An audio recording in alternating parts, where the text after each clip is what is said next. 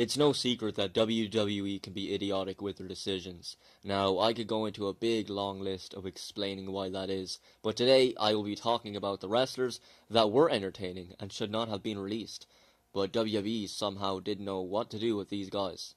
Enjoy the video.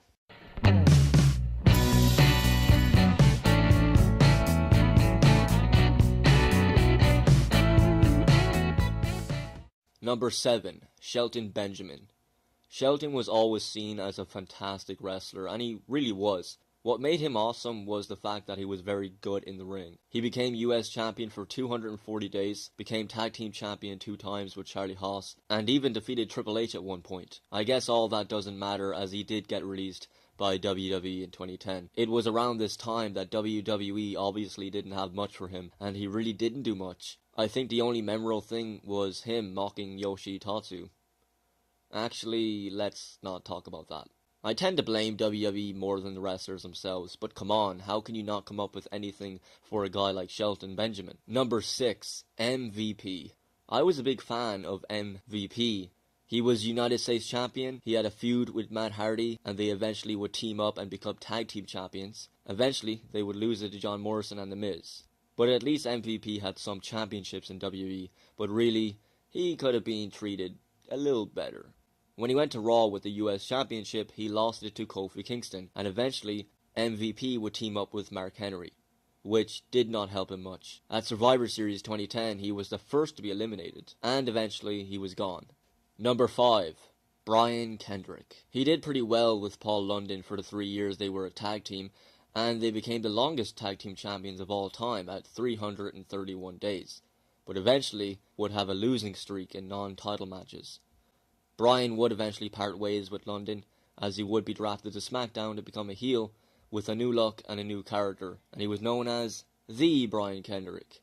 Remember that awesome dance? Good times. But then he was released. Number 4. Mr. Kennedy. Kennedy. When I think of the reason for his release, I tend to put blame on Randy Orton. As Kennedy said in an interview after his release, Orton complained to WWE management about how Kennedy was very reckless in the ring. Sort of hypocritical much, as Orton has had a history of anger issues. And no, it's not just his character, the guy obviously has anger issues. I'm not saying I hate Randy Orton, but come on man, Mr. Kennedy was a great character, and now he's gone. And that reach for the mic as it dropped down to him was just genius. He also credits Paul Heyman for helping him out, and Heyman has even compared him to The Rock. I do definitely see shades of The Rock in him, but thank you Orton for ruining that. I appreciate it, really. I have to complain about Vince too though. Why did they release him so fast?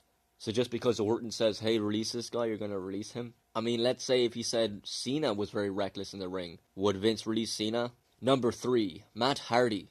Matt is and always has been entertaining. With his personal feud with Edge and the brother versus brother feud in 2009, Matt Hardy is of course a memorable wrestler in WWE. It's just a shame, after that feud with Jeff, WWE seemed to care less about him and eventually release him. He mentored Justin Gabriel on NXT, he was part of the Money in the Bank match at WrestleMania 26, but really once 2010 came along, he was sorta just there.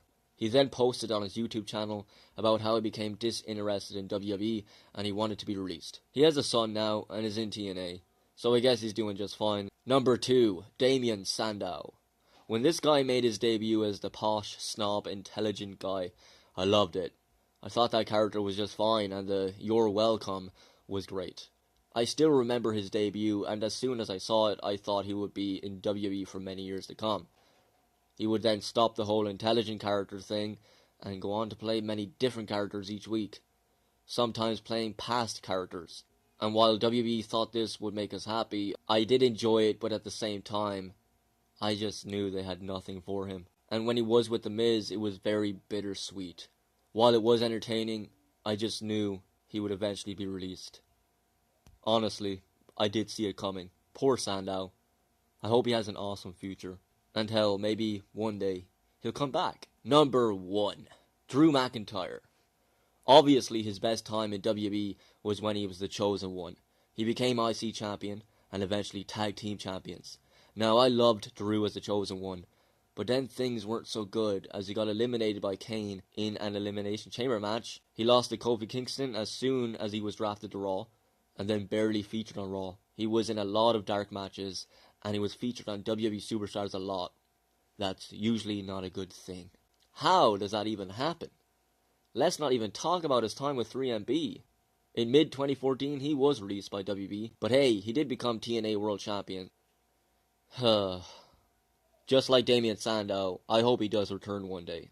Sure, all of these wrestlers are gone now, at least from WWE, but indie wrestling seems to be getting popular as of late.